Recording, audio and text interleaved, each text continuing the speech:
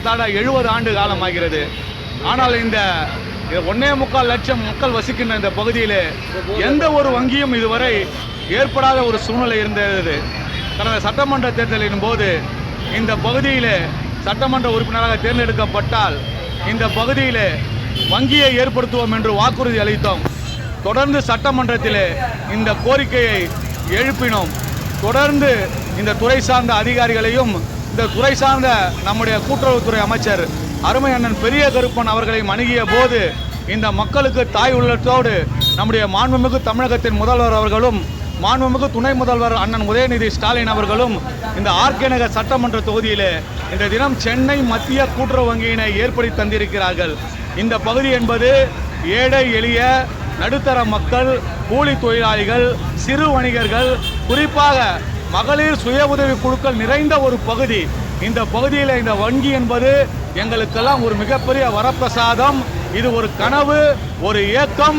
இன்றைய தினம் இந்த திராவிட மாடல் ஆட்சியிலே இது நிறைவேறியிருக்கிறது. நான் ரயில்வே பணி கொஞ்சம் மந்தமாக இருப்பதை நான் சொல்லிக் கொள்கிறேன். இதை எனக்கு கொஞ்சம் தயக்கமும் இல்லை. தொடர்ந்து அந்த டிஆர்எம்ஐ சந்தித்து நான் அழுத்தம் தந்திருக்கின்றேன். மாநகராட்சி கமிஷனர் மூலமாக உடன் பேசியிருக்கின்றேன். இப்போது பார்த்தீங்கன்னா மாநகராட்சியோட அந்த செகண்ட் விரைவாக நடக்கிறது. இன்னும் 2 மாதத்தில் இந்த பணி முற்றிலுமாக முடியும் என்கிற நம்பிக்கை எனக்கு இருக்கிறது. சென்னை மத்திய கூட்டுறவு வங்கியில் அனைத்து வகையான கடன்களும் கொடுக்குறோம்.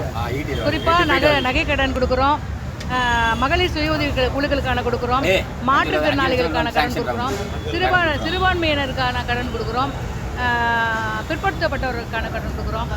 அப்புறம் மாற்று பாலினத்தவருக்கான கடன் கொடுக்குறோம். வீடு கட்டும் கடன், வீடு கட்டுறதுக்கு இடம் வாங்குறதுக்கு கடன், வீடு கட்டி முடிச்சதுக்கப்புறம் வீடு அடமான கடன், இது மாதிரி நிறையா கடன் வணிகங்களுக்கு இணையாக அத்தனை கடன்களையும் கொடுக்குறோம். ஆனால் நமக்கு மற்ற வணிக வங்கிகள் சர்வீஸ் சார்ஜஸோ மறைமுக கட்டணங்கள்லாம் எதுவுமே கிடையாது. நீங்கள் வட்டி அந்த நேரத்தை நீங்கள் அந்த மாத இறுதியில் கடன்